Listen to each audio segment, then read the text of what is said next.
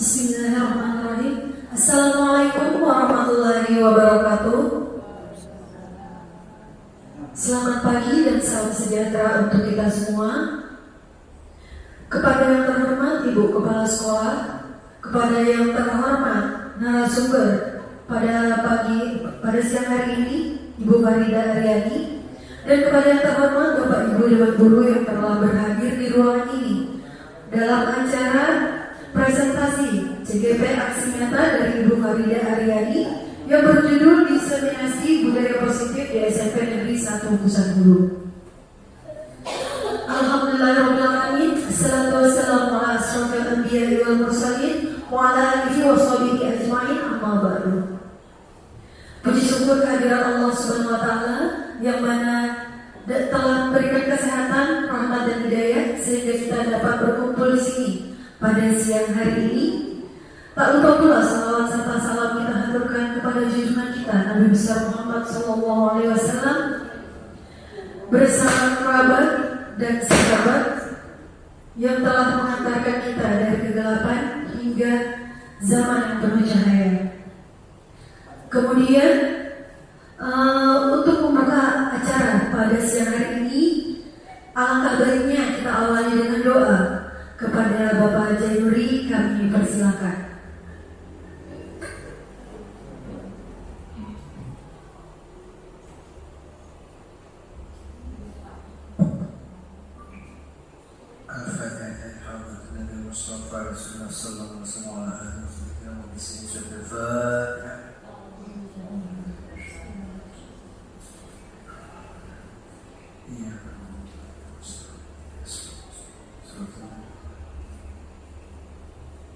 Amin. Bismillahirrahmanirrahim. Alhamdulillahirabbil alamin wassalatu wassalamu ala asyrafil mursalin sayyidina Maulana Muhammad wa ala alihi washabbihi wa barik wa sallim ajma'in. Allahumma zidna wa la tanqusna wa akrimna wa la tuhina wa a'tina wa la tahrimna wa asirna wa la tus'alina wa anfa'na. Allahumma faqihna fid din wa 'allimna ta'wil. Allahumma nawwir qulubana bi nuri hidayatika wa bi nuri ma'rifatika kama السماوات ربا من شمسك أبدا إلى الكرام. اللهم أرنا الحق حقا وارزقنا اتباعه وأرنا الباطل باطلا وارزقنا اجتنابه. اللهم إنا نسألك الهدى والتقى والعفاف والغنى وحسن عاقبتنا في الأمور كلها وأجرنا من خزي الدنيا وعذاب الآخرة. اللهم إنا نسألك علما نافعا وعملا متقبلا ورزقا واسعا حلالا طيبا. ربنا آتنا في الدنيا حسنة وفي الآخرة حسنة وقنا عذاب النار. وصلى الله على سيدنا محمد وعلى آله وصحبه وسلم. سبحان ربك رب العزة عما يصفون وسلام على المرسلين والحمد لله رب العالمين.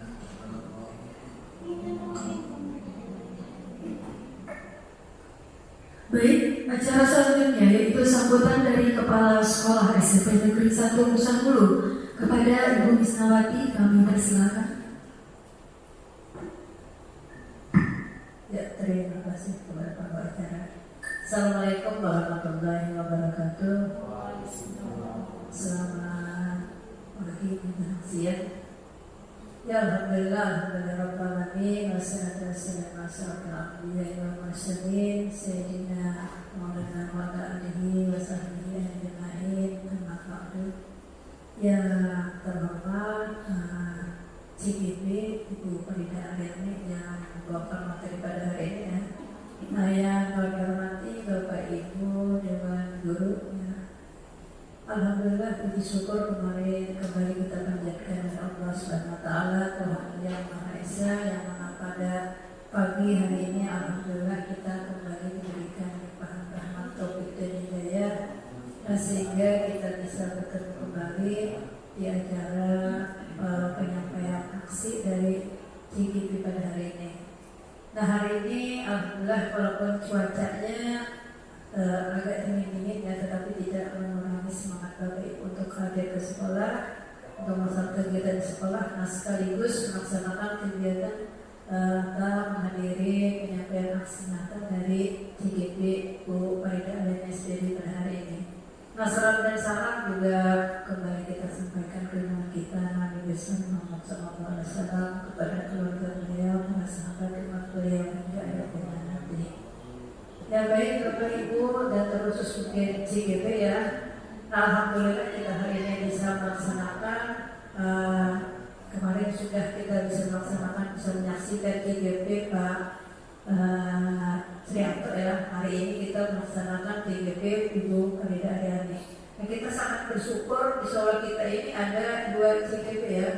Mudah-mudahan di berikutnya ada lagi kelanjutannya. Nah ini jadikan bahan untuk kita ya, untuk menambah wawasan kita terkait dengan kegiatan-kegiatan yang ada di sekolah, mungkin terkhusus terkait dengan kegiatan kurikulum merdeka ini ya. Nah mudah-mudahan dengan adanya sosialisasi, kemudian ada aksi nyata seperti ini, itu menambahkan wawasan kita untuk melaksanakan kegiatan kurikulum merdeka khususnya, dan menambah wawasan yang lain kepada guru-guru yang lain yang tidak ikut dalam TGP. Mudah-mudahan juga bisa mencontoh mungkin terkait dengan pembelajarannya yang bagaimana nanti ya. Nah kemudian apa yang perlu kita siapkan untuk meningkatkan mutu dan pembelajaran kita di sekolah, khususnya di SMP 1 Pusat Hulu. Jadi mudah-mudahan kegiatan hari ini memberikan imbas kepada kita semua, berikan manfaat kepada kita semua. Nah, mungkin itu pengantar kami ya. Jadi sekali lagi kami sangat senang atau mengapresiasi kepada Bapak Ibu yang ikut CGP ya. Artinya bisa menambah wawasan kembali. Nah demikian yang kami sampaikan. Terima kasih atas perhatiannya. Assalamualaikum warahmatullahi wabarakatuh. Assalamualaikum warahmatullahi wabarakatuh. Terima kasih atas sambutan dari Ibu Kepala Sekolah SMP Negeri 1 Pusat Hulu. Acara selanjutnya yaitu adalah penyampaian materi inti dari CGP Ibu Farida Aryani yang merangkum aksi nyata diseminasi budaya positif di SMP Negeri 1 Pusat Hulu. Untuk Ibu Farida Aryani dipersilakan, kita buka dulu dengan tepuk tangan bersama.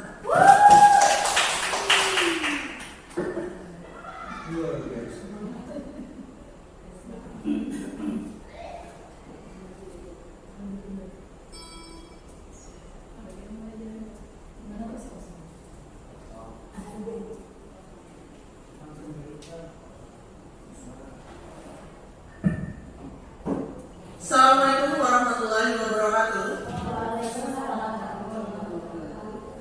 Selamat pagi, salam dan bahagia pada kita semua.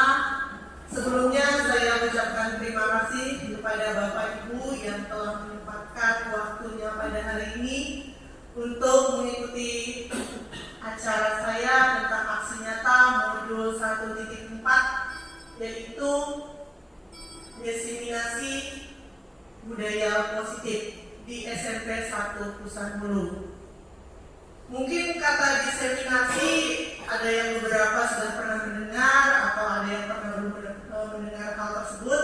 Diseminasi di sini artinya penyebaran pemahaman dan penerapan pengalaman, di mana di sini saya juga sama-sama belajar dengan Bapak Ibu apa yang nanti akan saya sampaikan.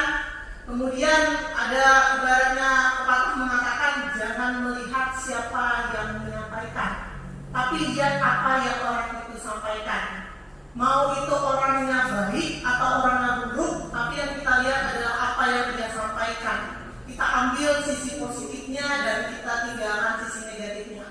Jadi kita jangan menjudge seseorang itu salah atau jelek semua. Intinya apa yang kita ambil adalah dari sikap tindakan yang memang yang baik dari orang tersebut. Saya lanjutkan.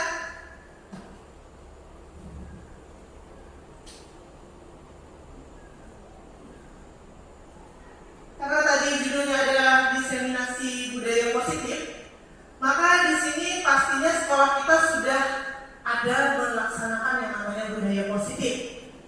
Budaya positif di sekolah yaitu nilai dan kebiasaan di sekolah yang berpihak pada murid agar mereka dapat berkembang menjadi pribadi yang kritis, penuh hormat dan bertanggung jawab sesuai dengan profil pelajar Pancasila.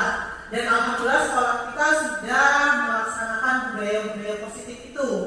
Dari pagi hari di mana kita sudah melaksanakan yang namanya sholat duha, kemudian siangnya kita ada bersama-sama melaksanakan sholat zuhur, kemudian di hari Sabtu pun kita ada melaksanakan yang namanya kebersihan. Untuk hari Jumatnya juga kita ada Jumat Islami. Seperti itu kan Pak Hidayat.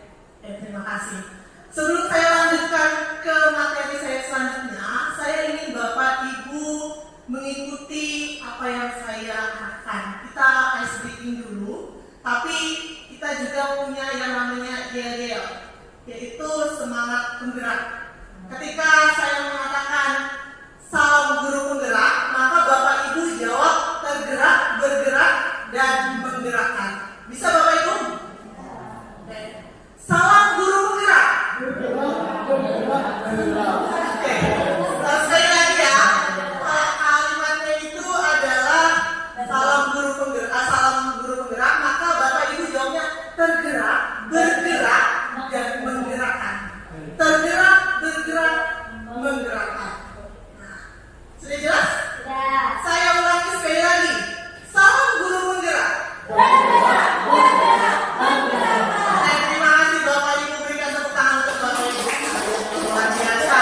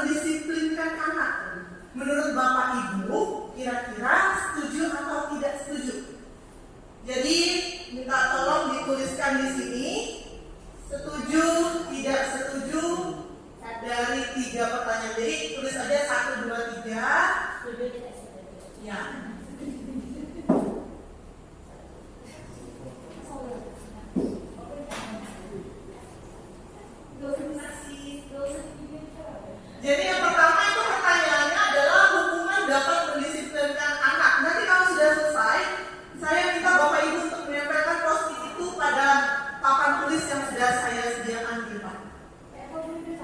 Jadi nomor 1 misalnya hukuman dapat mendisiplinkan anak, pilih 1 misalnya setuju, atau 1 tidak setuju, seperti itu.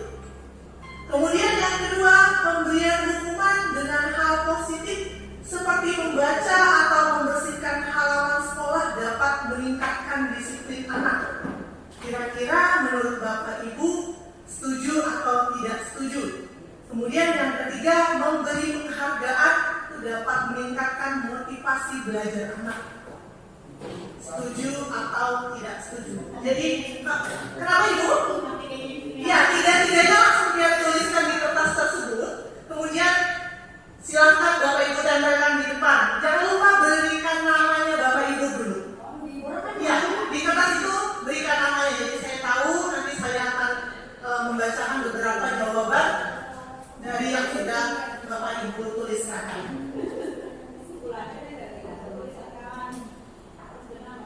Oke.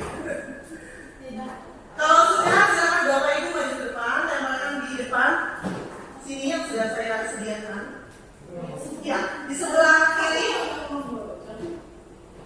Terima kasih.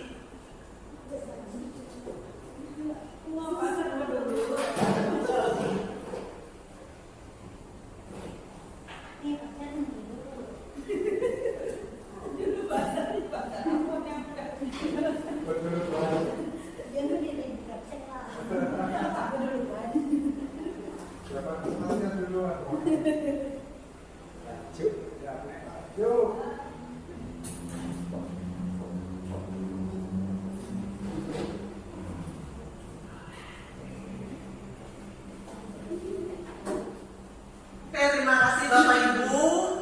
Kemudian kita lanjutkan. Dari pertanyaan ini tadi setuju tidak setuju. Ada beberapa yang mengatakan setuju. Semuanya katanya setuju. Kemudian ada juga yang mengatakan tidak setuju. Tidak setuju, setuju, dan tidak setuju. Ini ada juga nih yang menjawabnya kurang setuju. Pilihan setuju dan tidak setuju. Kurang setuju, jadi ini seperti apa ini nanti? Maka kalau gitu saya minta sama Ibu Hajrah duluan, karena ini ada jawabannya agak sedikit berbeda, kurang setuju. Silakan Ibu Hajrah, kira-kira kenapa dia mengatakan hukuman dapat mendisiplinkan anak? Itu setuju atau tidak setuju? Sampai jawabannya kurang setuju. Ini maksudnya tidak setuju seperti itu kan? Oke, silakan. Baik, kenapa saya tidak tegas menyatakan tidak setuju?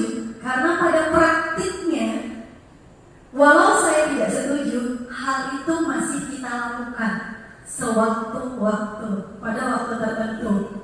Karena tanpa impact hukuman, terkadang ada anak-anak yang bebal dan tidak memberikan tanggung jawab terhadap dirinya sendiri. Jadi sebagai guru saya tidak setuju, namun praktik lapangan kadang-kadang hal itu masih kita laksanakan. Terima kasih. Kemudian ada yang lagi sebelum saya bacakan di situ, ada yang mengangkat tangannya. Mengapa mengatakan itu setuju atau tidak setuju dari jawaban yang di depan situ? Silakan Bapak Ibu ingin memberikan jawaban tadi yang sudah ditempelkan di depan.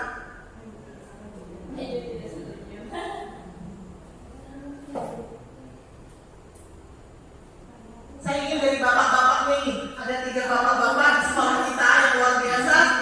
Ada Pak Hidayat, Pak Asri dengan Pak Sarwono. Pak Sarwono atau Pak Asri atau Pak Hidayat boleh? Terima kasih atas waktunya. Saya ini satu nama ya. Boleh? Ya, baca nomor 1, hukuman dapat mendisiplinkan anak. Saya di situ menjawab tidak setuju.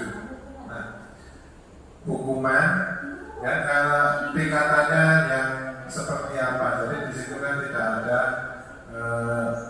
bentuknya apa hukuman tersebut. Nah, yang akan bisa mendisiplinkan anak.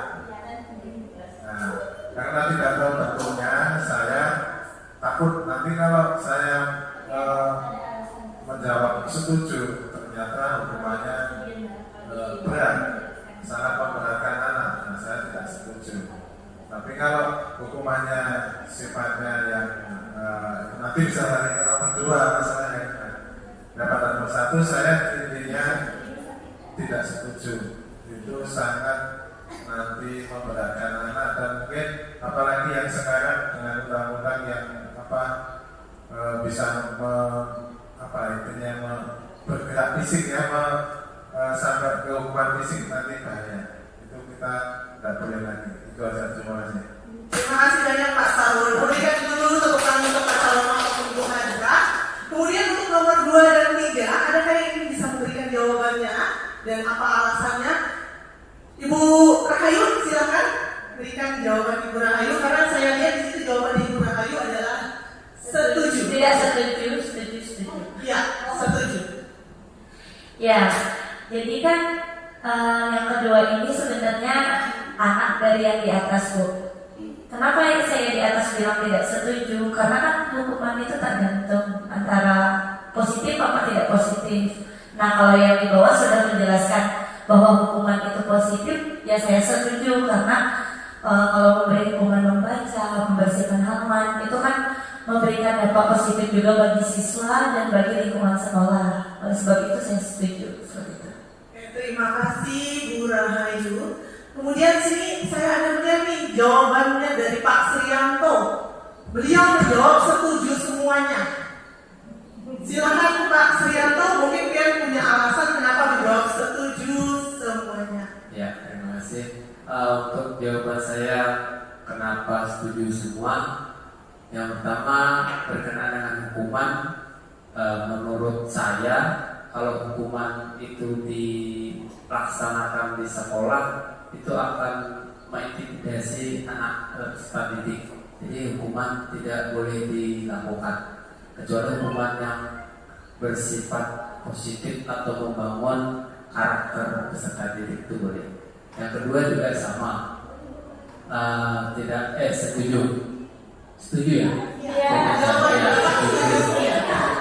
Setuju karena pemberian hukuman yang positif itu bisa berdampak baik bagi sekolah maupun peserta didiknya. Dan yang ketiga, memberi penghargaan, meningkatkan motivasi belajar anak. Jawaban saya rasanya tidak setuju ya. Pak Srianto jawabnya setuju. Tidak setuju. Oh, maaf ya. Saya tidak setuju karena pemberian penghargaan itu setelah kita tidak memberikan penghargaan akan melemahkan motivasi peserta didik. Mungkin itu aja untuk jawaban saya. Terima kasih. Terima kasih banyak Pak Srianto dan teman-teman yang luar biasa. Jadi ini tadi semuanya nanti akan terjawab dari budaya positif yang nantinya kita bahas secara bersama-sama. Jadi kita di sini sama-sama belajar ya Bapak Ibu ya. Akan saya lanjutkan. Ini ada contoh. Saya ingin Bapak Ibu berdua dengan teman-temannya, dengan rekan sejawatnya berhubungi sama ini dua-dua. Di sini nanti ada satu yang berperan sebagai A dan satu yang berperan sebagai B.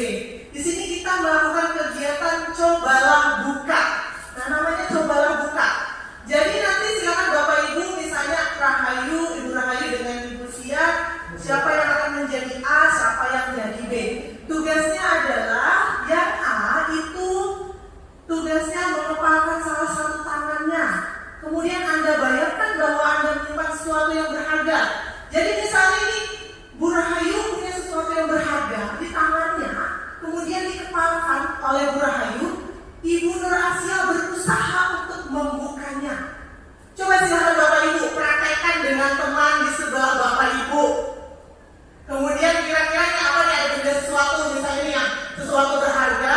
Bagaimana cara Bapak Ibu yang mempertahankan, atau misalnya nih Bu Sia, ayo Bu Rahayu dibuka tangan ini atau gini. Boleh menghardik, boleh merayu, boleh menggelitik, apapun itu dilakukan. Oke, kita beri waktu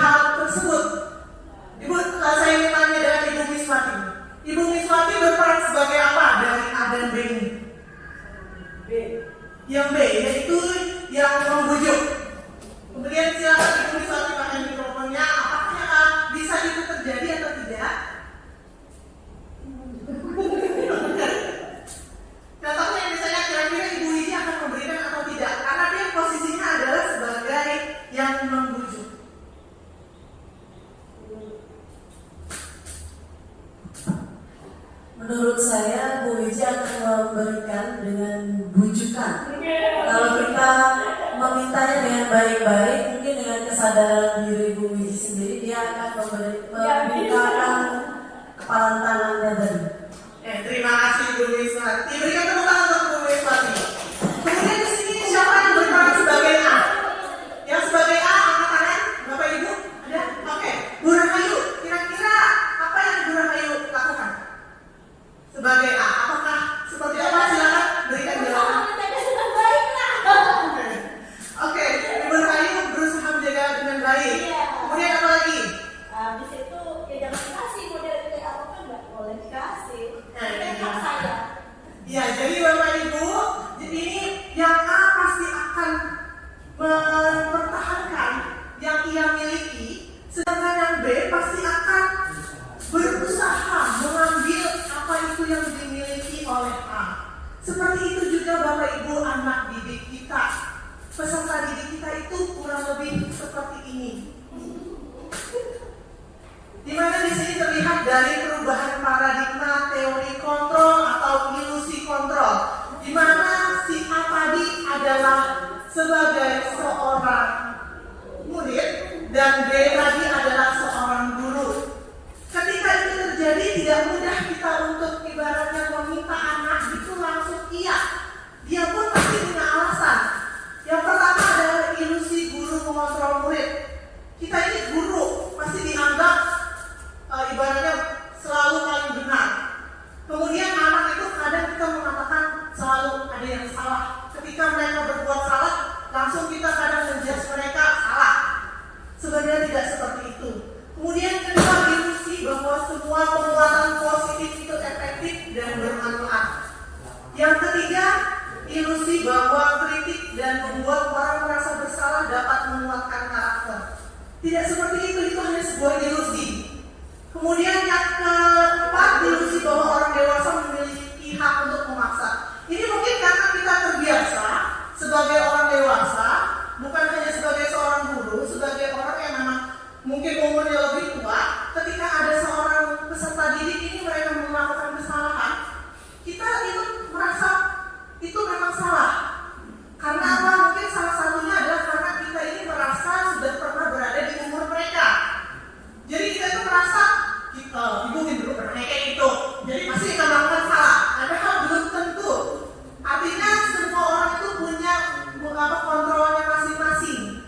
Yang memegang kontrol itu adalah diri kita masing-masing. Ini adalah siapa sesungguhnya yang memiliki kontrol. Stimulus respon, kita itu mencoba mengubah orang agar berpandangan sama dengan kita. Jadi seperti yang dilakukan tadi Ibu Wiswati, menganggap Ibu Wiji pasti akan menyerahkan, karena pemandangannya seorang Ibu Wiswati tadi kan menganggap sama dengan yang di dirinya. Pasti aku bisa mengambilnya, karena pasti Ibu Wiji akan menyerahkan. Padahal kenyataannya tidak. Teori kontrol pilihan yang benar itu adalah kita berusaha memahami pandangan orang lain tentang dunia. Kemudian yang kedua, perilaku buruk dilihat sebagai suatu kesalahan, stimulus responnya. Teori kontrolnya yaitu semua perilaku memiliki tujuan. Jadi ibaratnya perilaku buruk itu belum tentu salah semua. Kita harus cari tahu dulu nih kenapa itu terjadi. Kemudian yang stimulus responnya adalah orang lain bisa mengontrol saya. Sedangkan teori kontrolnya hanya Anda yang bisa mengontrol diri Anda sendiri. Kemudian stimulus respon, saya bisa mengontrol orang lain. Kenyataannya seperti Bu Sia menganggap mungkin Bu Rahayu bisa diambil barangnya, tapi kata Bu Rahayu tadi, saya akan mempertahankan sekuat tenaga saya. Ya. Kemudian pemaksaan ada pada saat rujukan gagal. Nah, ketika misalnya Ibu Sia tadi membujuk, kemudian gagal, maka akan dipaksa kembalikan, tidak akan sini diserahkan. Padahal teori kontrolnya itu adalah kolaborasi dan konsensus menciptakan pilihan-pilihan baru. Sedangkan yang terakhir, stimulus respon mengatakan model berpikir menang atau kalah. Tapi yang paling benar itu adalah model berpikir menang-menang, tidak ada yang kalah. Saya lanjutkan kembali. Di sini saya akan lanjutkan tentang apakah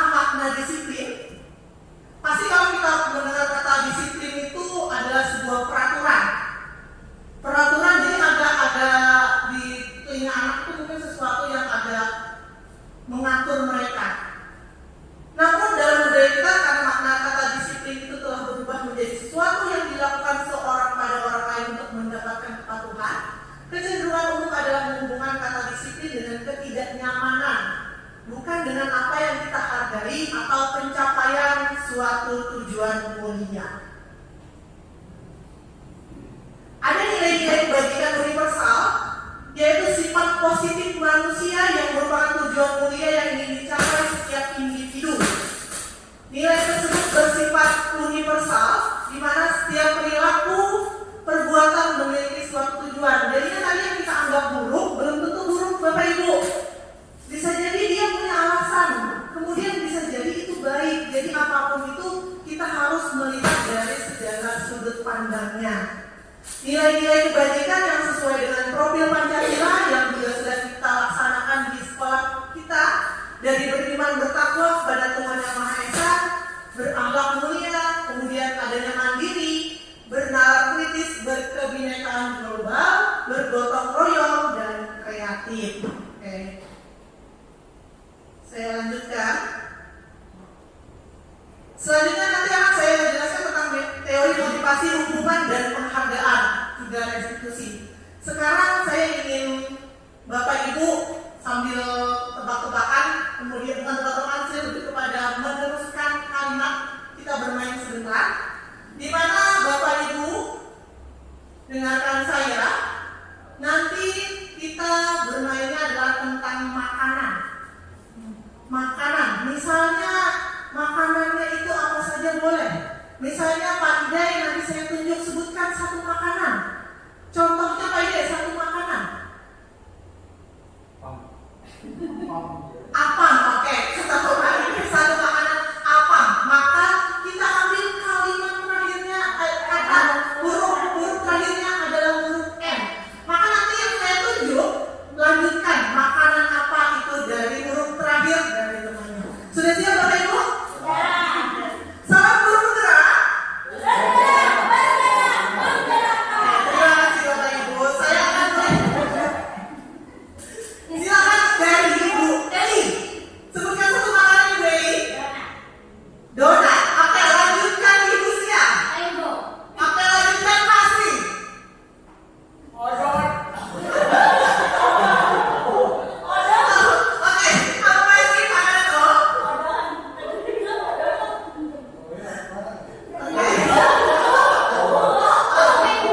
Oke, bagaimana Pak Sri?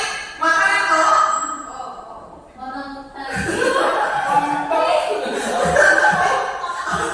Ada teman-teman onde. Ibu Widi. Silakan Ibu Widi. Pikirkan makanan yang pas jam makan siang ini. Silakan Ibu Widi. Huruf E.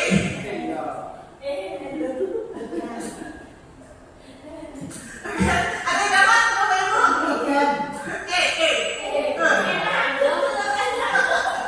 Pasangan yang sebutkan satu makanan. Ya, mulai yang baru yang tidak menemukan jawaban huruf E. Ibu bisa? Silakan. Oke, lanjutkan Ibu Haja. Gado-gado. Oke, Ibu Miswati lanjutkan.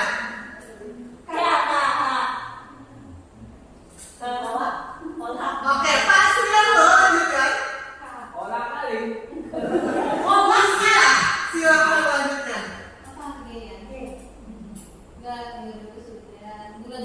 Oke. Bu Rahayu lanjutkan. Tahu isi. Oke. Pak Idai sekali lagi. Ini kan videonya sudah ada. Oke, terima kasih. Berikan tepuk tangan untuk Bapak Ibu. Saya akan lanjutkan tentang teori motivasi, hukuman, dan penghargaan juga restitusi ini.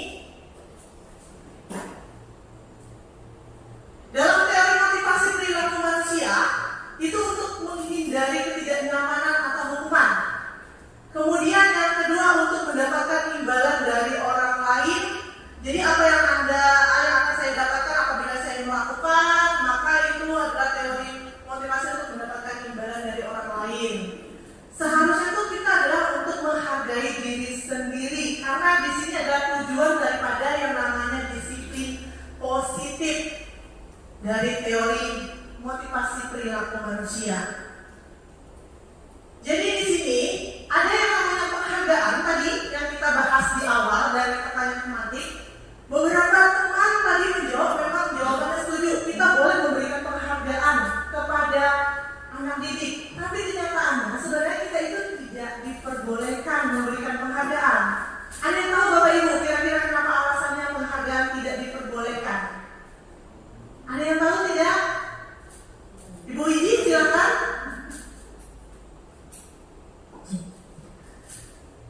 Ya, terima kasih atas waktu yang diberikan. Mungkin menjawab pertanyaan ketiga tadi, apabila kita memberikan apresiasi atau penghargaan kepada siswa itu tidak diperbolehkan.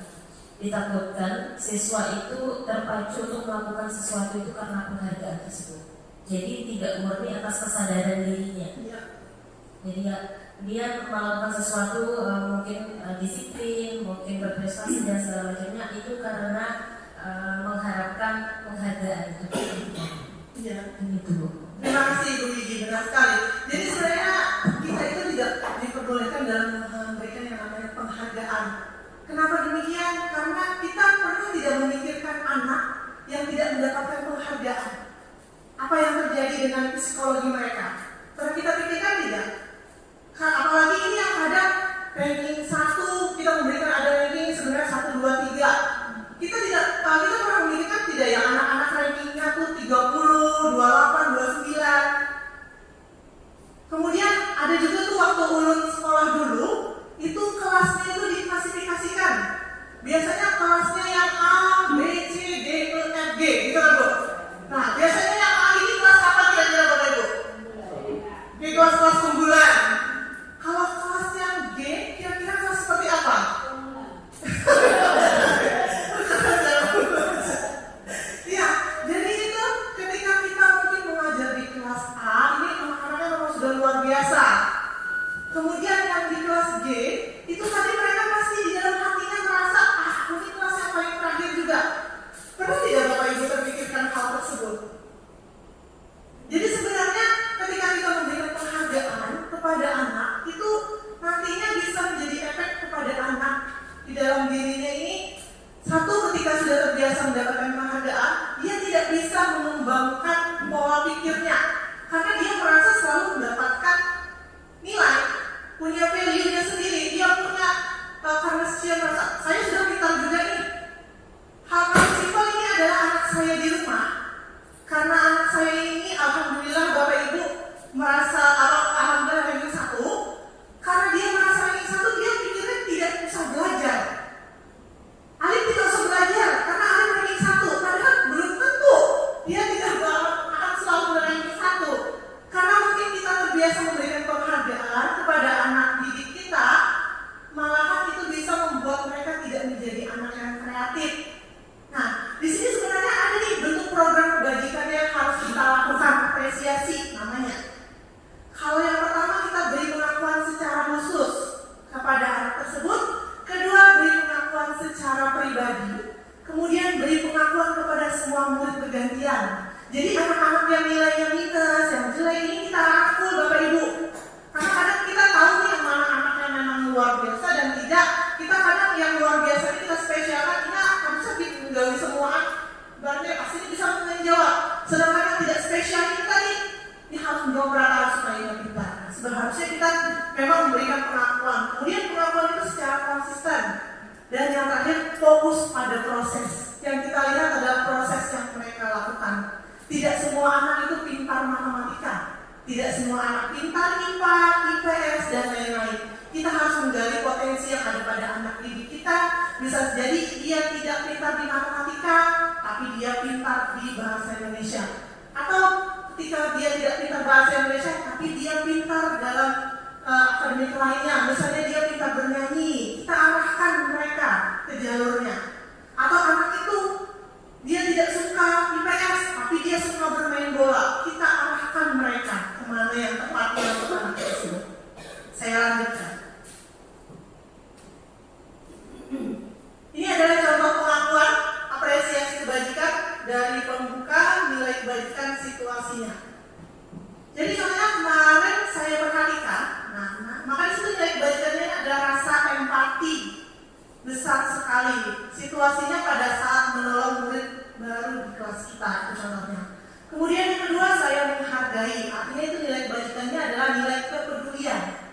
Kemudian pada saat kamu membantu teman-teman di kelompok, tugasnya, itu tugas kelompoknya. Kemudian ada terima kasih ya untuk, makanya saya itu selalu mengatakan pada anak-anak, jangan lupa 3 kata yang ini ada kata-kata ajaib, yaitu yang harus selalu kita ucapkan, terima kasih, tolong, dan maaf. Itu harus selalu diucapkan. Apapun yang dilakukan itu harus kita ucapkan. Kita berikan contoh kepada mereka. Ketika kita diberi orang lain, kita ucapkan terima kasih. Ketika kita ingin minta tolong ke orang lain, jangan langsung menyuruh, tapi gunakan kata minta tolong. Kemudian ketika kita melakukan kesalahan, jangan lupa kita meminta maaf. Nah, itu ketika 3 hal itu kita lakukan, 3 kata itu kita lakukan, rasanya itu adem, semuanya itu rasanya enak aja. Jadi orang lain yang mungkin kita minta tolong itu merasa dia tidak disuruh-suruh karena ada kata minta tolong. Nah, sudah selesai Ibu untuk yang ini? Kan saya lanjutkan. Coba lihat Bapak Ibu, di sini ada yang namanya hukuman dan konsekuensi. Ini 2 hal yang berbeda. Hukuman dan konsekuensi. Coba Bapak Ibu lihat dari tindakan guru yang mana kira-kira hukuman dan yang mana sebenarnya konsekuensi. Silahkan Bapak Ibu lihat di depan dulu, yang mana kira-kira hukuman, yang mana kira-kira konsekuensi. Yang pertama dulu kita bahas nih, mencatat 100 kali di dalam buku kalimat saya tidak akan terlambat lagi karena terlambat ke sekolah. Kira-kira menurut Bapak Ibu itu hukuman atau konsekuensi? Hukuman atau konsekuensi? Hukuman. Ada yang bisa memberikan alasannya kenapa itu hukuman?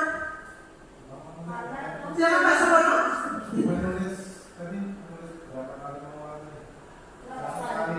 Iya. Jadi yang pertama itu adalah berupa hukuman. Nah, sebenarnya ketika kita terlambat berarti sampai 100 sampai nambahan yang benar.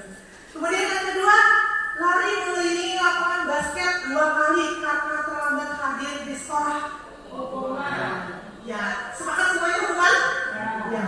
Yang ketiga, murid diminta untuk push up 15 kali karena tidak menggunakan masker di sekolah ini musim Covid nih.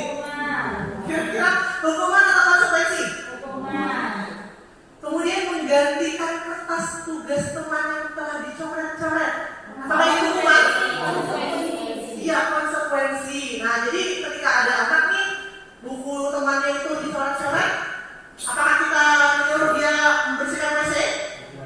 Tidak, tapi kita mungkin akan kemudian lagi kita harus memintanya untuk menggantikan, tapi kita harus ada kesepakatan dulu dengan dia. Kemudian membersihkan tumpahan air di meja tulis karena tersenggol pada saat belajar. Konsekuensi. Ada yang berbeda, siapa tahu ini ada kelas 2 hukuman. Oke. Kemudian saya lanjutkan, murid disuruh untuk mengenakan sepatu seharian di sekolah karena tidak mengenakan sepatu hitam.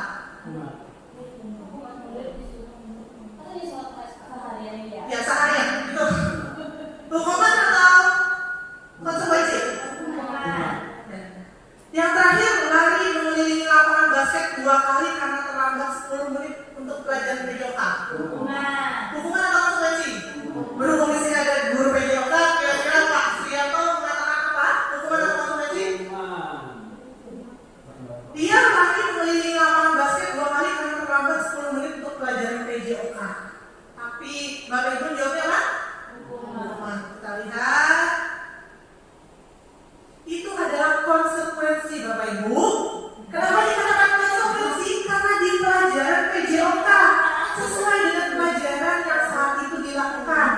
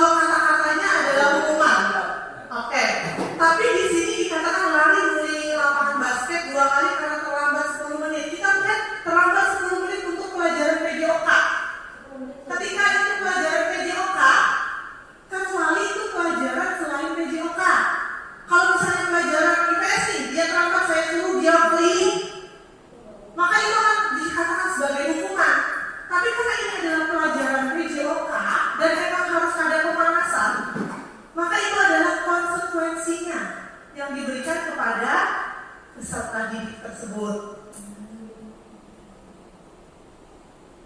Bisa dilihat Bapak Ibu perbedaan antara hukuman dan konsekuensi. Hukuman adalah sesuatu yang menyakitkan harus terjadi, sedangkan konsekuensi itu adalah sesuatu harus terjadi. Bedanya hukuman dengan konsekuensi adalah hukuman itu menyakitkan, sedangkan konsekuensi itu bisa menetralkan daripada yang namanya hukuman. Yang kedua, membuat anak sakit fisik maupun hati untuk jangka waktu yang lama. Kalau konsekuensi itu membuat anak merasa tidak nyaman dalam jangka waktu yang pendek saja. Kemudian kalau hukuman itu anak membenci kedisiplinan, sedangkan konsekuensi anak akan menghargai yang namanya kedisiplinan. Kemudian mendorong anak menyakiti diri sendiri, itu hukuman, sedangkan konsekuensinya adalah mendorong anak agar mudah menyesuaikan diri. Kemudian hukuman itu konsep diri yang buruk, sedangkan konsekuensi adalah konsep diri yang baik. Intinya hukuman itu sesuatu yang akan memberikan jangka panjang yang tidak bagus dalam pikiran anak-anak, sedangkan konsekuensi itu nantinya akan membuat menjadi netral. Saya lanjutkan.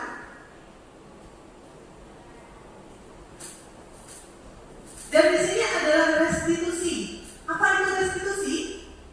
Restitusi itu adalah proses menciptakan kondisi bagi murid untuk memperbaiki kesalahan mereka sehingga mereka bisa kembali pada kelompok mereka dengan karakter yang lebih kuat. Artinya ketika mereka melakukan kesalahan, ketika yang di awal hukuman itu berat, konsekuensi itu menetralkan, restitusi ini membuat mereka menjadi lebih baik dan lebih kuat. Jadi nanti ada itu yang namanya segitiga restitusi. Di situ ada langkah-langkahnya yang harus apa kita lakukan supaya hal itu menjadi baik pada anak didik kita.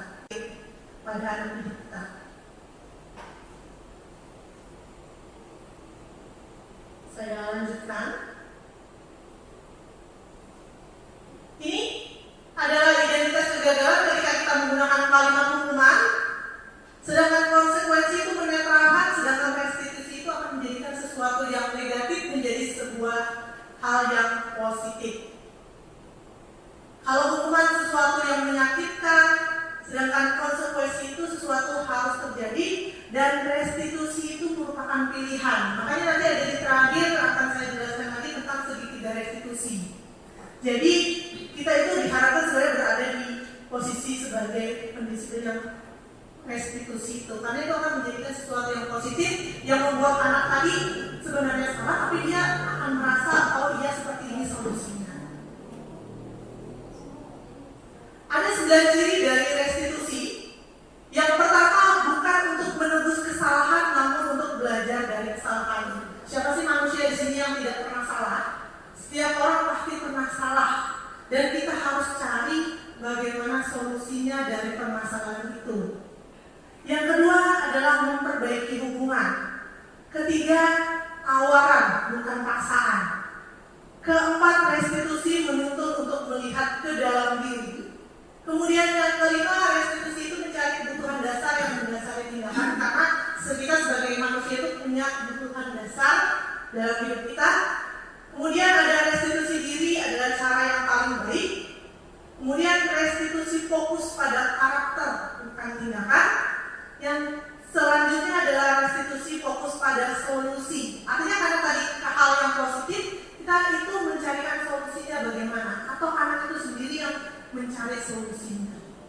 Dan yang terakhir, restitusi itu mengembalikan murid yang berbuat salah pada kelompoknya. Jadi dia tidak akan minder lagi nih. Justru dia akan kembali menjadi orang yang punya pengalaman, menjadi anak yang lebih baik lagi. Kita lanjut kepada keyakinan kelas. Apakah Bapak Ibu yakin? Yakin tidak? Mengapa tidak peraturan saja? Mengapa kita harus keyakinan kelas? Yang pertama, mengapa kita memiliki peraturan harus menggunakan helm bila mengendarai kendaraan roda 2? Kemudian, mengapa kita memiliki peraturan harus datang tepat waktu pada saat mengikuti pelatihan? Ini untuk mendukung motivasi intrinsik kembali ke nilai-nilai keyakinan tadi, lebih menggerakkan seorang dibandingkan mengikuti serangkaian peraturan-peraturan. Jadi sebenarnya kita itu lebih kepada keyakinan, jangan menggunakan peraturan. Keyakinan ini didapatkan dari kesepakatan. Ketika kita sudah sepakat, maka kita harus yakin, karena kesepakatan itu diambil dari kita bersama juga yang membuatnya. Saya lanjutkan dulu. Ini ada peraturan dan keyakinan kelas. Peraturan selalu kembalikan buku ke tempatnya. Keyakinan kelasnya itu rasa tanggung jawab. Yang kedua, dilarang menegur orang lain. Keyakinan kelas kita tuh harusnya menghormati orang lain. Kemudian hadir sekolah 15 menit sebelum pembelajaran, artinya menghormati orang lain dan berkomitmen. Keyakinan kita di situ. Kemudian dilarang melakukan kekerasan. Keyakinan kelasnya adalah keselamatan, menghormati orang lain. Dilarang menggunakan narkoba. Keyakinan kelasnya adalah kesehatan. Bergantian atau menunggu giliran. Keyakinan kelasnya adalah menghormati orang lain, bersabar. Gunakan masker. Keyakinan kelasnya adalah kesehatan dan keselamatan. Jangan berlari di kelas atau di koridor. Itu adalah keyakinan kelasnya keselamatan dan keamanan. Mungkin sama yang saat ini saya juga masih banyak belajar, di mana kita ini seringkali mungkin menggunakan kata dilarang. Apa itu dilarang? Sebenarnya kita tidak diperbolehkan. Jadi saya juga di sini ingin share ke Bapak Ibu nantinya bagaimana kita penggunaan kata itu bisa menjadi sesuatu yang luar biasa yang terdoktrin dalam diri anak. Ketika kita mengatakan jangan ribut, yang ada malah anak-anak ribut, karena anak-anak itu terpaku kata ributnya. Jadi kita bisa mengganti sebenarnya dengan kalimat harap tenang, atau kata harap tenang. Jadi ketika menggunakan kata harap tenang, tenang. Jadi mungkin otak itu juga mengkondisikan ini tenang. Kalau jangan ribut itu ribut jadinya seperti itu. Jadi banyak sebenarnya saya juga belajar, saya juga belajar bersama Bapak Ibu. Kira-kira banyak kata-kata yang kita gunakan dalam itu menggunakan kalimat atau kata seperti apa yang kita gunakan. Ini adalah contoh keyakinan kelas yang sudah saya terapkan di kelas. Ini ada 2 kelas yang sudah saya terapkan yang di foto ini, yaitu kelas 8A dengan kelas 8B tentang keyakinan kelas. Kenapa saya menggunakan post-it seperti ini? Supaya anak-anak itu mereka langsung melakukannya sendiri. Mereka menulis keyakinan kelasnya apa, kemudian mereka tempelkan di depan, mereka pasti akan ingat apa yang sudah mereka lakukan. Ketika nanti di depan kita kelompokkan nih, kalau misalnya keyakinan kelasnya sama, nanti kita kelompokkan dengan yang sama, yang berbeda nanti akan kita kelompokkan, kemudian nanti kita bacakan. Bisa kita sebagai guru yang membacakan atau temannya yang membacakan. Jadi ini adalah contoh yang dilakukan mereka membacakan keyakinan kelas milik mereka sendiri ataupun milik orang lain. Ini bisa digunakan Bapak Ibu nantinya di saat pembelajaran di kelas. Jadi sebelum pelajaran dimulai itu biasakan kita membuat yang namanya keyakinan kelas. Kemudian keyakinan kelas itu kita membuatnya sekali, untuk pertemuan selanjutnya kita mungkin hanya akan mengingatkan kembali atau menanyakan mereka apa keyakinan kelas yang sudah kamu buat. Dia pasti akan mengingat, oh kemarin saya menulisnya seperti ini. Dan alhamdulillah anak-anak antusias keyakinan kelasnya yang saya lihat itu mereka ingin tidak ada pembulian di kelas seperti itu. Kemudian misalnya di kelas itu tidak boleh ribut, mereka kan seperti itu. Kemudian ada yang mengatakan kalau di kelas itu diperhatikan Bapak Ibu gurunya. Nah, jadi keyakinan kelas itu penting karena bukan hanya milik wali kelas yang namanya keyakinan kelas, tapi semua guru ataupun semua orang lain. Dan ini sebenarnya bisa kita terapkan juga di rumah yang memiliki misalnya jumlah keluarga banyak. Misalnya Bapak Ibu misalnya di rumah kita tempel nih bareng-bareng, apa nih keyakinan kita di rumah nih, kita harus apa nih pagi ngapain. Nah, kalau Bapak Ibu misalnya ada anaknya 5 atau 6 gitu, tempel aja di depan, misalnya di depan kulkas atau apa gitu. Jadi kan mereka membaca nih apa yang harus dilakukan dan sehariannya. Saya lanjutkan. Kebutuhan dasar manusia dan dunia berkualitas.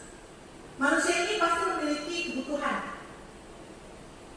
Kebutuhan dasar manusia ini ada 5. Yang pertama adalah bertahan hidup. Semua orang pasti ingin bertahan hidup. Ada yang meninggal. Tidak ada kan Bapak Ibu. Jadi semua orang pasti ingin bertahan hidup. Kebutuhan dasar manusia yang pertama adalah bertahan hidup. Yang kedua kasih sayang dan rasa diterima. Semua orang pasti ingin diterima dan dikasih sayangi ataupun dicintai. Kemudian yang ketiga ada penguasaan. Keempat kesenangan dan yang kelima adalah freedom atau kebebasan. Ini adalah 5 kebutuhan dasar manusia. Kita sebagai manusia biasanya akan membutuhkan daripada kelima ini: bertahan hidup, kasih sayang, rasa diterima, penguasaan, kesenangan, dan kebebasan. Adakah di sini Bapak Ibu kebutuhan dasarnya berbeda dari yang di sini? Karena ini sudah paling utama kita sebagai manusia, kebutuhan seperti ini. Saya lanjutkan, coba dilihat di depan Bapak Ibu. Di sini saya punya sebuah kasus Ibu Ria. Ibu Ria adalah guru kelas 6 di SD Permai, sedang bingung menghadapi ulah salah satu muridnya di kelas, yaitu bernama Agus. Beberapa anak telah datang dan mengeluhkan Agus yang seringkali meminta bekal makan siang mereka dengan paksa. Jadi Agus ini misalnya memaksaan nih.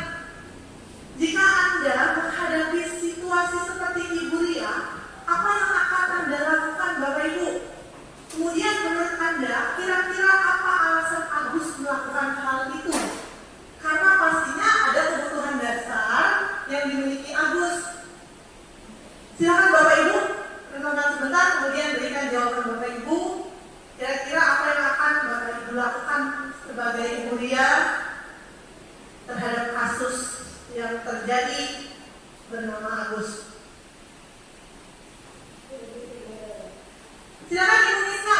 Tunggu sebentar, Ibu Nisa.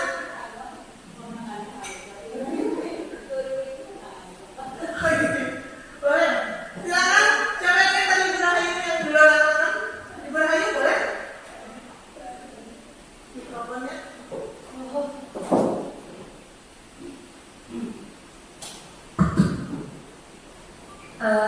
Terima kasih atas waktunya. Kalau mendengar dari penjelasan Ibu tadi, berarti yang harus kita lakukan adalah memberikan konsekuensinya. Nah, jadi kita sarankan dulu Agusnya untuk lain kali membawa bekal makan siang, sehingga ketika dia lapar, dia tidak berebut makan siang orang lain secara paksa. Nah, selain itu, kita juga sarankan Agus untuk meminta maaf terhadap teman-teman yang sudah sempat dia paksa makan siangnya untuk diminta. Dan kalau memungkinkan, mungkin lain kali Agus bisa berbagi makan siangnya untuk merasa bersalahnya dia terhadap teman-temannya. Seperti itu mungkin tidak. Terima kasih Ibu Rahayu atas jawabannya luar biasa. Berikan tepuk tangan untuk Ibu Rahayu. Kemudian adakah yang tahu kira-kira apa alasan Agus ini melakukan hal tersebut? Ada yang tahu tidak kira-kira kenapa Agus ini melakukan hal tersebut? Silakan Bapak Ibu berikan jawabannya. Ibu Nisa, silakan. Kira-kira apa alasan ini si Agus ini yang suka mengambil bekal makan siang? Pun menambahkan aja kalau kita apa yang kita lakukan ya. Nah, kalau baru dulu ini perlu kita panggil dulu. Kita tanya dulu si Agusnya apa alasannya bisa ngambil punya kawannya. Sebab dia memang orang tidak punya. Nah itu ya kita gali dulu. Nah kita tanyakan. Kalau sudah tahu, baru bisa kita bertindak apa yang bisa kita lakukan. Itu mungkin ya. Terima kasih Ibu Nisa atas jawabannya. Jadi itu tadi sudah ditambahkan dari Ibu Nisa. Kemudian ada yang bisa memberikan jawaban kira-kira alasan Agus ini. Dan sampai di sini kita punya guru BK juga, Ibu Miswati. Silakan Ibu Miswati mungkin punya pengalaman dengan kasusnya Agus. Kalau pengalaman ada sih Bu untuk kasusnya Agus ini. Yang pertama itu memang kata Ibu tadi kita gali dulu apa penyebabnya. Dan setelah kita gali, mungkin anak itu kurang perhatian atau mungkin alasannya karena orang tuanya sudah tidak ada, jadi dia tidak bisa membawa bekal. Ada salah satu murid saya dulu, karena dia hidupnya hanya dengan pamannya, jadi dia tidak bisa masak dan sebagainya, jadi dia melakukan hal itu. Tapi setelah pemanggilan beberapa kali dan mungkin saya kayak lebih ibu bisa nih ngasih gitu, tapi tidak harus terus minta ke ibu lo ya, gitu. Maksudnya kita harus berusaha. Kamu sudah besar nih. Kalau ini kan anak kelas 6 SD. Kalau anak saya itu kan kelas 3, kelas 9. Jadi lebih kamu bisa kok sudah masak gitu. Masak nasi 3 cucu kan memang ada rice cooker. Jadi bisa nih blok telur aja gitu. Jadi ada memang kesempatan kami itu makan bareng gitu dalam satu kelas itu. Jadi di situ ketahuan anak-anak yang seperti yang kurang-kurang perhatian dari orang tuanya seperti itu. Terima kasih. Terima kasih banyak Ibu yang sudah memberikan jawabannya. Dan ini saya lihat luar biasa sekali Ibu tadi sepertinya sudah melaksanakan yang namanya segitiga restitusinya juga. Jadi di sini dari kasus Agus dalam konteks penerapan disiplin positif, ibunya itu sebaiknya mencari tahu. Ibunya harus mencari tahu dulu apa yang alasan Agus jadi melakukan tindakan tersebut. Bisa jadi 5 kebutuhan dasar ini yang tidak terpenuhi oleh Agus dari survival bertahan hidup. Mungkin Agus lapar dan orang tuanya tidak membawakannya bekal makan siang. Dari cinta dan kasih sayang, teman Agus jadi perhatikan Agus. Bisa jadi anak ini memang kebiasaannya memang kita perhatikan. Jadi dia berebut makanan itu memang keinginan dan untuk diperhatikan. Kita harus lihat nih dari kebutuhan dasar anak tadi. Kemudian penguasaan, dia merasa hebat karena temannya jadi takut dan menuruti keinginannya. Nah, kita bisa juga lihat dari kebutuhan penguasaan ini. Kemudian kebebasan, Agus merasa bosan dengan bekal yang dibawakan orang tuanya karena mungkin menunya nasi talut atau nasi telur aja. Jadi dia ingin merasai makanan kawan-kawannya, tapi dia tidak tahu cara memintanya secara baik-baik. Tapi dia tidak mengambil langsung. Kemudian yang kelima, kesenangan. Agus hanya iseng dan dia menikmati ekspresi wajah temannya yang kesal. Nah, jadi Bapak Ibu, yang kita lakukan tadi, kita tidak langsung menjudge, apa ini? Tidak seperti itu. Tapi kita lihat dulu latar belakang di belakang layarnya. Siapa tahu kan memang Agus ini orang yang kekurangan. Kita harus mencari tahu segala sesuatunya. Ini adalah kebutuhan dasar manusia contohnya tadi. Kemudian ada 5 posisi kontrol. Kita sebagai guru memiliki 5 posisi kontrol. Yang pertama adalah penghukum, pembuat orang merasa bersalah, teman, pemantau, atau manajer. Nah, kira-kira Bapak Ibu dalam 5 posisi kontrol ini sudah berada di posisi yang mana? Kira-kira. Ketika sebagai seorang penghukum itu guru pasti berkatanya menghardik, menunjuk-nunjuk, menyakiti dan menyindir. Kalau membuat orang merasa bersalah, seharusnya kamu seperti ini loh. Ibu kecewa loh sama kamu, maka anak itu akan merasa bersalah.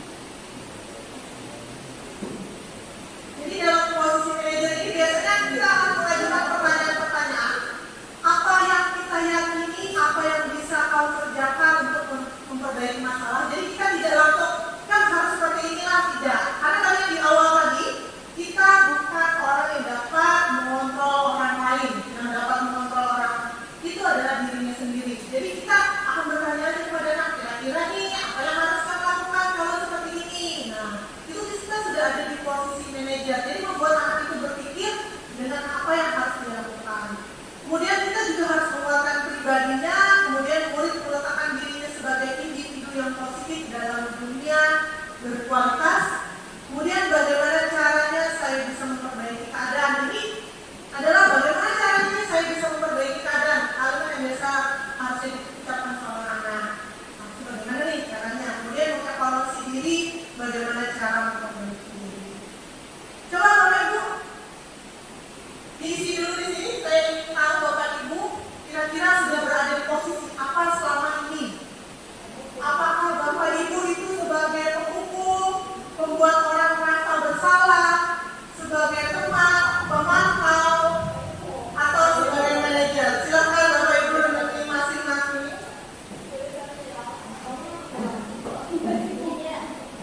Yang kali ini tidak usah ditulis nama Bapak Ibu, saya ingin tahu saja kira-kira Bapak Ibu di sini sudah berada di posisi mana nih di antara kelima posisi kontrol tersebut. Boleh misalnya Ibu sudah pernah berada di posisi teman, pemantau, hukum. Silakan Bapak Ibu. Oke, sudah semuanya. Silakan Bapak Ibu tuliskan, tidak usah diberi nama. Kira-kira selama ini Bapak Ibu sebagai guru sudah berada di posisi mana nih? Apakah Bapak Ibu sebagai penghukum, membuat orang merasa bersalah, teman, pemantau, atau manajer?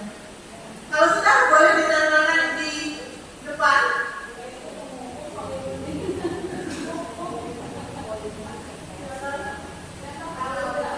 Silakan Ibu.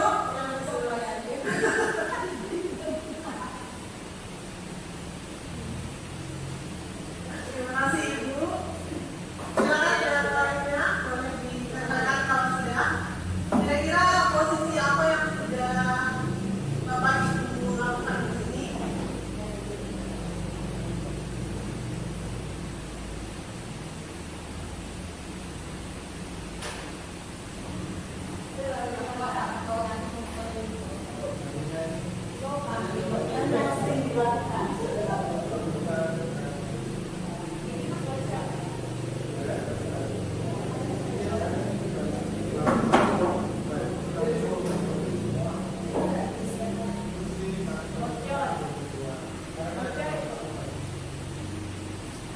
Ya sudah, kawan. Bisa.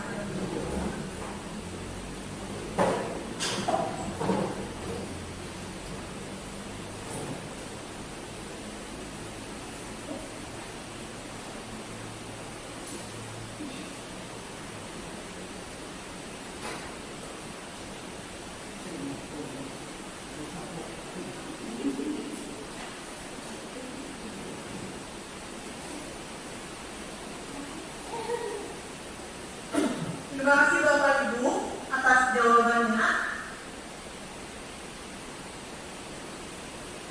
Di sini saya lihat rata-rata Bapak Ibu ini memposisikan diri sebagai penghukum. Bapak Ibu sebagai penghukum. Ketika kita sebenarnya sebagai penghukum, nanti hasilnya adalah anak-anak itu bisa memberontak, Bu. Bahkan dia bisa menjalankan orang lain atas keadaan yang terjadi pada dirinya. Karena pasti yang salah itu ibaratnya sama mungkin halnya waktu kecil. Saya sering sekali mendengar ada orang itu, terus saya sendiri ketika kita jatuh, kemudian kadang kita menyalahkan siapa? Menyalahkan lantainya atau menyalahkan kodok kan hidupnya, dasar kodok seperti itu. Nah, itu bisa juga menjadikan anak nantinya menyalahkan orang lain, Bapak Ibu. Sebenarnya kita harus dari kecil itu menanamkan kepada anak, kamu yang tidak hati-hati jalannya, jalannya yang benar ya. Nah, karena hal-hal yang kecil seperti itu sebenarnya membuat anak yang nantinya akan berpikir kalau dia tidak akan pernah salah. Sama halnya dengan hukum. Ketika kita terbiasa menghukum dan dia merasa, ya saya dihukum, jadi dia tuh sudah merasa terbiasa. Jadi nanti ujung-ujungnya dia akan mengulangi kesalahannya. Bahkan dia sudah tahu nih, ketika dia akan melakukan hal ini, nanti dia akan dihukumnya seperti ini. Jadi dia sudah mentameni dirinya, sudah mempersiapkan diri. Kemudian ada juga yang saya lihat jawabannya juga sebagai seorang teman. Nah, ketika kita meletakkan mereka sebagai teman, nanti mereka akan tergantung dengan kita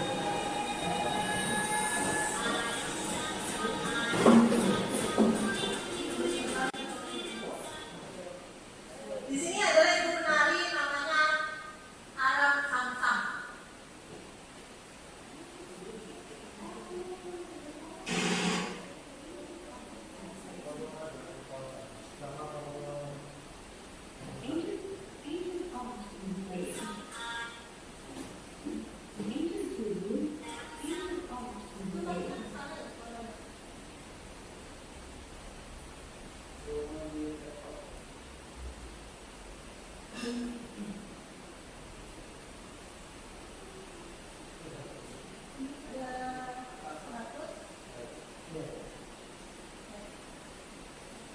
terdengar kan Bapak Ibu dari mana? Silakan Bapak Ibu berhenti untuk melatih konsentrasi kita.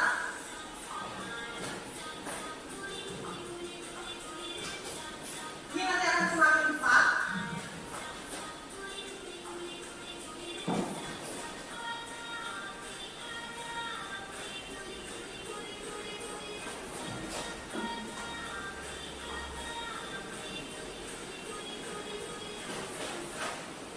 Ya, sekarang semakin cepat Bapak Ibu.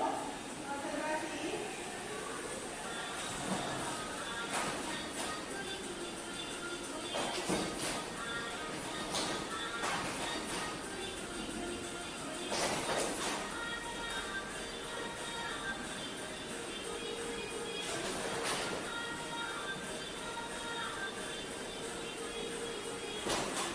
Akan semakin cepat lagi konsentrasi Bapak Ibu.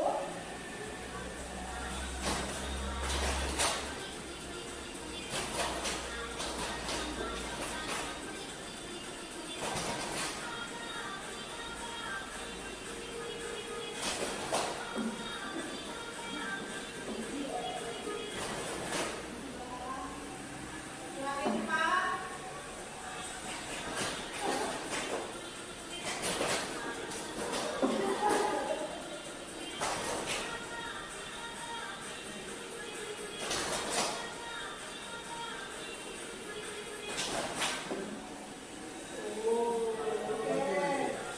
Semakin cepat.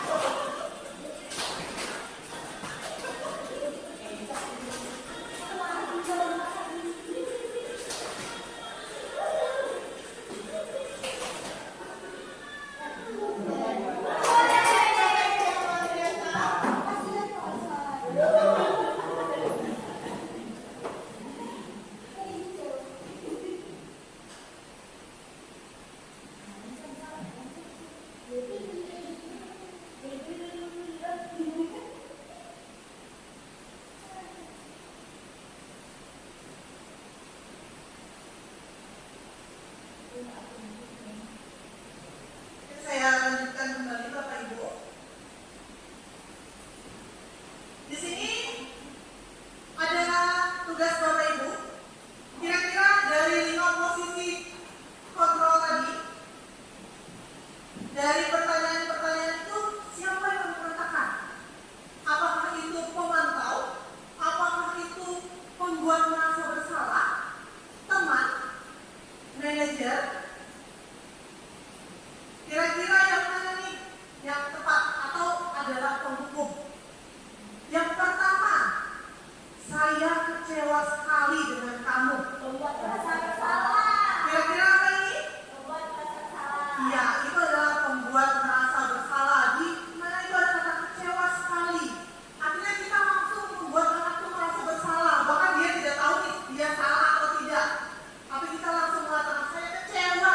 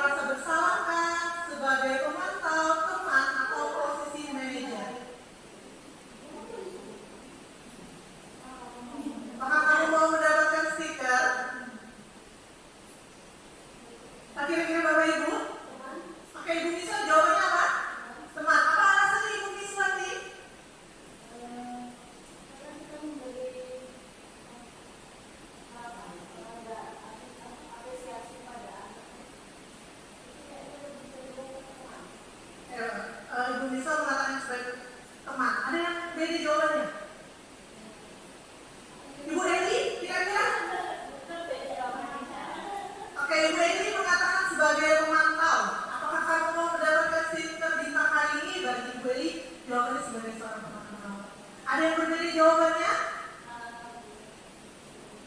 Ada? Nanti kita cek jawabannya yang tepat ya. Kemudian yang kelima, bagaimana kamu bisa menyelesaikan masalah ini? Nah, luar biasa Bapak Ibu. Artinya sudah ada nih, berada di posisi manajer. Ini yang harus kita lakukan. Bagaimana kamu bisa menyelesaikan masalah ini? Kemudian yang terakhir, kamu selalu yang paling terakhir. Pak Idai, kira-kira kamu selalu yang paling terakhir. Posisi kontrol apa nih? Dari teman, memantau. Oke, merasa bersalah. Ya, kita membuatnya menjadi merasa bersalah. Kita cek jawabannya.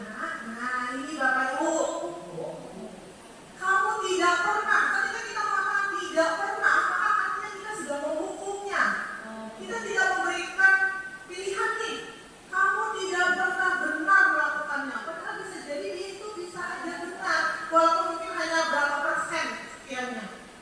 Kemudian apakah kamu mau mendapatkan stiker bintang hari ini? Itu adalah sebagai pemantau. Artinya Bapak Ibu sudah memantau ini. Artinya nih orang anak ini bisa nantinya kita berikan stiker bintang.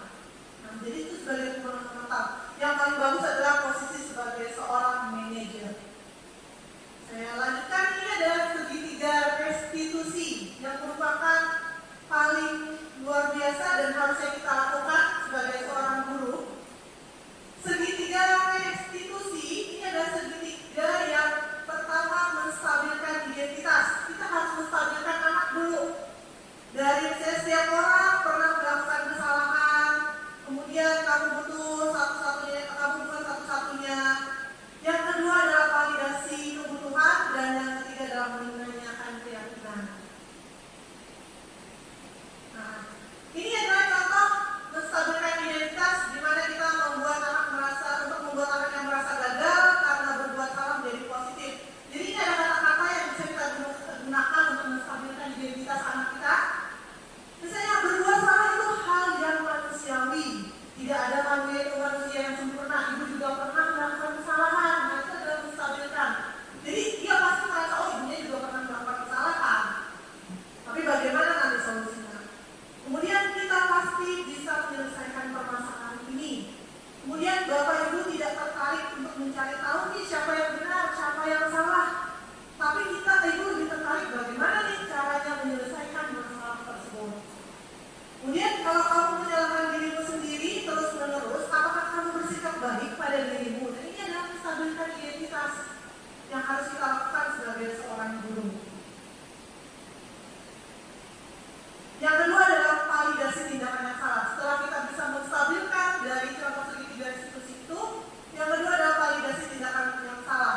Validasi tindakan yang salah ini pada dasarnya adalah tujuannya untuk melihat bagaimana anak-anak itu tadi sesuai dengan kebutuhan dasarnya. Seperti contoh Agus tadi, kita tidak langsung menjudge Agus itu nakal, Agus itu salah, tetapi kita harus lihat dulu dari 5 kebutuhan dasarnya, dari bertahan hidup, kemudian kasih sayang, cinta, penguasaan, kemudian kebebasan. Kata-kata yang bisa kita gunakan, kamu bisa saja melakukan hal yang lebih buruk, tapi kamu tidak melakukannya. Ini bisa kita gunakan nanti ketika kita memvalidasi tindakan yang salah yang dibuat oleh anak didik kita. Kemudian bisa juga, apa yang penting bagi kamu? Kamu boleh tetap berusaha menjaga sikap itu, tapi tambahkan sikap yang lain, yang baru. Nah ini ketika barangnya dia sudah tahu, setelah dia bisa menstabilkan dirinya, kemudian kita bisa menggunakan, kamu boleh tetap berusaha menjaga sikap yang baik. Nah, selanjutnya adalah menanyakan keyakinan. Setelah kita menstabilkan, memvalidasi, maka kita harus menanyakan keyakinan.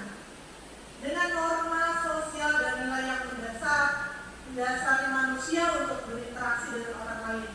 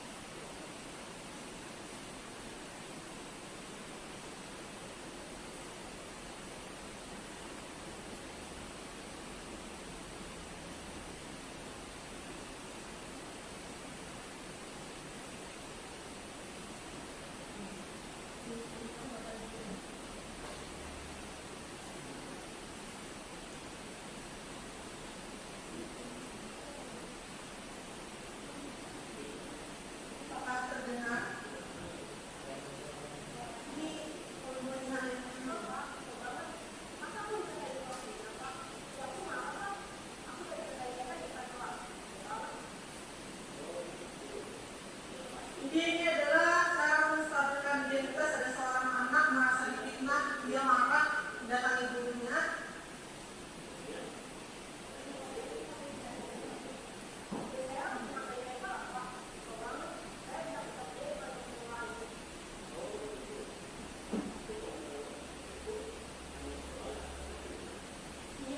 Ini tindakan kedua adalah validasi tindakan.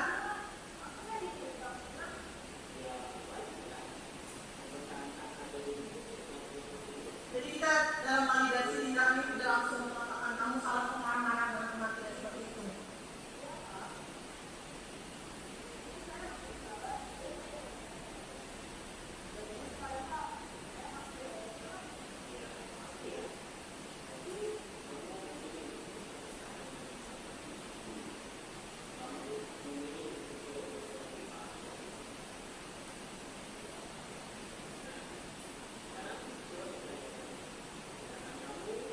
Yang segitiga diskusi yang terakhir adalah menanyakan keyakinan nih. Tindakan kamu itu kira-kira sesuai dengan keyakinan kelas atau prinsip kamu tidak? Nih, kita sudah ada berada di terakhir.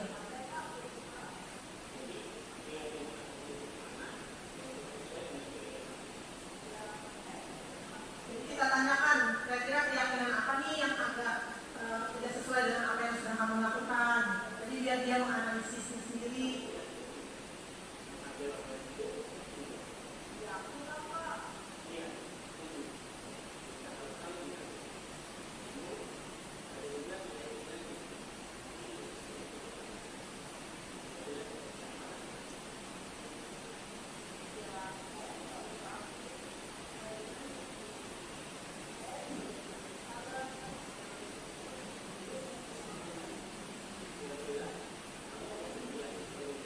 Ini contohnya juga ketika kamu mau tidak memperbaiki dari masalah ini sudah termasuk juga menanyakan keyakinan.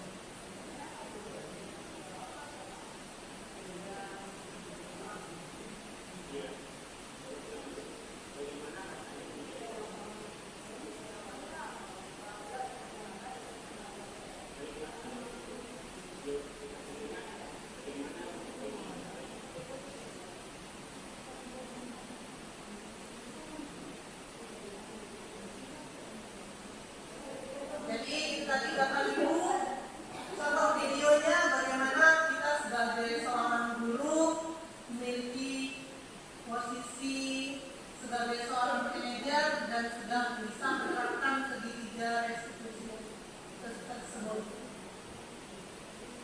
Ini adalah intervensi 30 detik yang bisa membantu kita nantinya memberikan tujuan semula seorang anak, yaitu dari yang pertama ini nanti bisa Bapak Ibu gunakan ketika kita berada di posisi yang seperti ini. Apakah kamu ingin berbuat lebih baik? Nah, kita tanyakan dulu. Ketika kita anggap melakukan kesalahan, kita tanyakan, apakah kamu ingin berbuat lebih baik? Kemudian, apakah saat ini kamu sudah menjadi orang yang sedang kamu inginkan? Kemudian, apakah kamu bisa mengubah kegiatan atau perilaku kamu saat ini menjadi sikap yang lebih membantu? Apakah wajar membuat kesalahan? Bisakah kita memperbaiki? Kemudian apa yang kamu lakukan saat ini sesuai? Kalau sudah oke nih, kapan kamu siap untuk memulai? Peraturannya apa ya? Seperti itu. Kemudian sepertinya kamu punya masalah, saya bisa bantu apa? Kemudian kita jangan langsung memberi bantuan. Kamu sepertinya punya masalah, saya bantu ini seperti itu. Ya, kita tanyakan, kira-kira saya bisa bantu apa nih? Kemudian ada apakah tugas kamu saat ini, bagaimana kamu ingin diperlakukan pada kegiatan ini, bisakah kamu melakukannya? Kemudian apa yang kamu inginkan, peraturannya apa? Nah, jadi ini intervensi 30 detik bagaimana kita bisa memposisikan diri kita sebagai seorang manajer. Manajer ini sebenarnya tidak hanya dimiliki seorang kepala sekolah ya Bapak Ibu. Nanti seakan-akan kepala sekolah ini pasti punya posisi manajer semua. Padahal kita semua sebagai seorang pendidik itu punya posisi manajer. Salah satu posisi manajer yang bisa kita lakukan adalah di kelas. Kita bisa menjadi seorang manajer bagi anak didik kita di kelas. Bahkan untuk keyakinan kelas pun kita bisa membuatnya walaupun kita bukan seorang wali kelas. Nah, bahkan mungkin seorang kepala sekolah juga bisa membuat keyakinan sekolah untuk Bapak Ibu sekalian, termasuk saya sendiri. Nah, dari ini kira-kira apa yang bisa kita ambil pelajaran dari Bapak Ibu? Kita refleksikan hari ini. Ada yang bisa memberikan refleksinya? Apa yang sudah kita pelajari? silakan berikan referensinya untuk hari ini.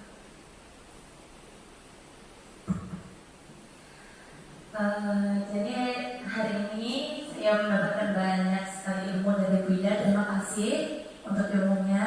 Adapun ilmu tersebut yang saya tangkap itu ada budaya positif, di mana kita harus bisa memilih yang mana posisi kita ketika kita mengajar. Apakah kita harus menjadi seorang manajer, apakah bagaimana kita mengelola kelas, dan juga perbedaan-perbedaan perilaku kita ketika kita sebagai teman, ketika kita sebagai pemantau, ketika kita sebagai seorang penghukum, dan dia juga menjelaskan tadi yang mana yang terbaik untuk siswa kita nantinya, seperti itu. Terima kasih Ibu Rahayu atas referensinya hari ini. Mungkin ada yang ingin menambahkan lagi Bapak Ibu? Kira-kira apa yang sudah Bapak Ibu dapatkan di yang hari ini? Saya ingin minta Pak Sarwono boleh ditambahkan. Oke, silakan Ibu Wiswati untuk menambahkan hari ini kira-kira apa yang sudah dipelajari.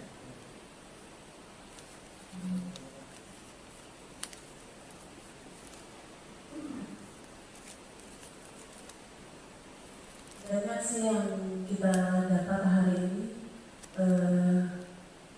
di antaranya yang bagaimana kita bisa menjadi guru yang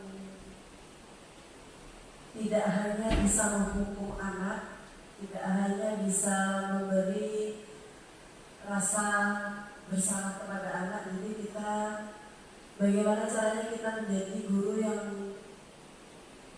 bisa menampung itu semua dengan seorang manajerial yang dengan kata-kata yang lebih baik, tidak langsung menjadi anak yang melakukan kesalahan. Nah, setidaknya dari pembelajaran kita hari ini banyak hal-hal yang saya sendiri tidak tahu, menjadi lebih tahu. Jadi yang pertama di sini tadi adalah budaya positif di sekolah. Jadi bagaimana caranya kita guru dan warga sekolah yang lain serta murid kita, anak didik kita itu sama-sama membangun budaya positif sehingga sekolah kita lebih maju dari hari ini. Terima kasih. Terima kasih Bapak Ibu yang luar biasa. Jadi tadi yang kita bisa refleksikan hari ini. Kemudian mungkin ada Bapak Ibu yang ingin bertanya, bisa saja di sini atau sudah jelas dari apa yang saya paparkan. Bagaimana Bapak Ibu? Terima kasih banyak. Jadi itu tadi dimana kita sebenarnya sebagai seorang pendidik harus memang memiliki posisi sebagai seorang manajer yang paling tinggi ini levelnya. Tapi saya sendiri pun sebenarnya sebagai calon guru penggerak pun masih banyak harus belajar, terutama kepada Bapak Ibu, Ibu Kepala Sekolah yang sudah luar biasa juga. Saya harus banyak belajar. Kemudian kadang kita juga mungkin karena terlalu banyak pekerjaan ini dan itu kita langsung menjudge anak itu selalu salah. Karena mungkin kita sudah terbiasa dengan stimulus respon tadi, ilusi yang mengatakan kalau kita ini adalah sebagai orang dewasa yang merasa paling benar, karena kita sudah pernah mengalami melewati masa-masa mereka. Padahal sebagai seseorang yang hidup di dunia ini kita harus memiliki yang namanya kebutuhan dasar yang harus kita penuhi. Ada 5 kebutuhan dasar tadi. Demikian yang bisa saya sampaikan. Ya silakan Ibu. Ya, mohon maaf, kita waktu lagi sedikit ya. Terkait pertanyaannya ada masalah sedikitnya. Terkait antara peraturan dan keyakinan ya. Nah, meyakinkan bahwa keyakinan itu bisa diterima siswa. Nah, contohnya yang seperti yang tampilkan tadi lagi. Nah, terkait dengan peraturan misalnya hadir 15 menit, itu peraturan ya. Nah, kemudian kalau keyakinan, itu menghargai orang lain. Nah, kita meyakinkan siswa kita itu, mereka itu paham itu supaya bisa ditaati itu bagaimana kira-kira. Karena kalau kita menyebutkan dengan pasti itu kadang-kadang anak seolah-olah kayak dibiasakan ya. Biasa aja. Nah, kayak apa menurut Bapak Ibu mungkin ya, meyakinkan anak bahwa keyakinan itu yang perlu kita tekankan, bukan peraturan ya. Nah, itu gimana kira-kira? Terima kasih Ibu. Jadi di sini bagaimana caranya kita supaya meyakinkan anak nih? Kayak gitu kan anak Ibu. Maksudnya kayak apa supaya anak ini yakin? Kita kan di awal ada yang namanya memang peraturan Bu. Peraturan itu tidak bisa kita rubah sebenarnya. Karena kita punya yang namanya peraturan. Setiap sekolah, setiap tempat itu pasti punya peraturan. Nah, peraturan itu biasanya memang harus kita tegakkan. Bahkan sebenarnya kita itu tidak boleh memberikan hukuman, tapi kita memang punya peraturan. Setiap instansi, setiap sekolah itu punya peraturan. Tapi peraturan ini kan kita buat berdasarkan kesepakatan Bu. Ada kesepakatan bersama yang kita buat. Artinya kesepakatan yang kita buat ini yang agak tidak sepakat tadi kan harus memang menerima adanya kesepakatan. Karena kita membuat sebuah kesepakatan itu tidak hanya 1-2 orang, tapi banyak orang. Dari kesepakatan ini yang nantinya akan menjadi sebuah keyakinan kepada Ibu. Keyakinannya. Ketika kita misalnya menyuruh anak, nah, kamu sembahyang, kamu sholat, tapi kita sebenarnya harus juga melakukan. Kita tahu adanya peraturan itu, ada kesepakatan itu, dan lama-lama itu akan menjadi sebuah keyakinan, Ibu. Seperti itu maksudnya. Bagaimana Ibu bisa diterima atau belum? Jadi ada keyakinan itu sudah level di atas kesepakatan Bu. Kesepakatan baru keyakinan. Caranya bagaimana kita tiap hari Bu melakukan itu? Apalagi kan kita misalnya nih untuk anak nih mungkin yang jarang sholat. Apa ketika kita setiap kali melakukan contohnya duha, zuhur, minimal mereka duha, zuhur tiap hari di sekolah, nanti dia akan terbiasa dan akan menjadi kebiasaan dia sekali-kalinya.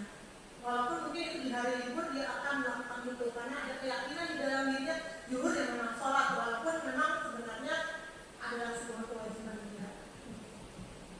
Bagaimana Ibu bisa diterima? Bagaimana dengan Bapak Ibu yang lain? Jadi sebenarnya keyakinan itu kita jadikan memang sudah di atas kesepakatan, kita harus sepakat dulu bagaimana ini itu nantinya bisa jadi kebiasaan kita sehari-harinya. Sudah cukup jelas Bapak Ibu? Sudah, saya ucapkan terima kasih. Wassalamualaikum warahmatullahi wabarakatuh. Salam guru gerak. Terima kasih Bapak Ibu. Saya kembalikan pada moderator.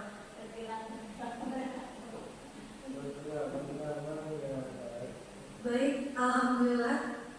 Banyak sekali ilmu yang kita dapatkan pada siang hari ini, walaupun menyita waktu, tapi insya Allah tidak akan rugi. Baik, untuk menutup kegiatan hari ini agar menjadi kegiatan yang penuh berkah, rahmat, serta ilmu yang semoga kedepannya nanti bisa bermanfaat untuk kita semua. Alangkah baiknya jika ditutup dengan doa. Saya selaku pembawa acara, saya mohon maaf. Assalamualaikum warahmatullahi wabarakatuh. Kepada Bapak Zainuri kami persilakan. Marilah kita bersama-sama berdoa, beragama dan keyakinan kita. Semoga kegiatan pada hari ini dapat kita terima dan dapat kita aplikasikan dalam kehidupan kita sehari-hari. Kita tidak melakukan masa-masanya. Ini terkabul. Wassalamualaikum warahmatullahi wabarakatuh.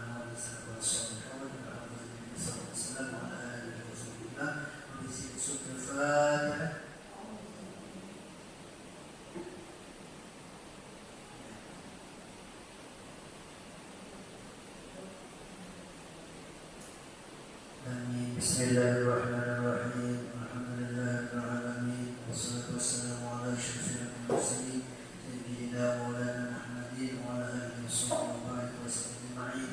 Allahumma inna nas'aluka min khair wa nasta'inu min syarri ma sana'na bihi wa na'udzu bika min syarri ma sana'na.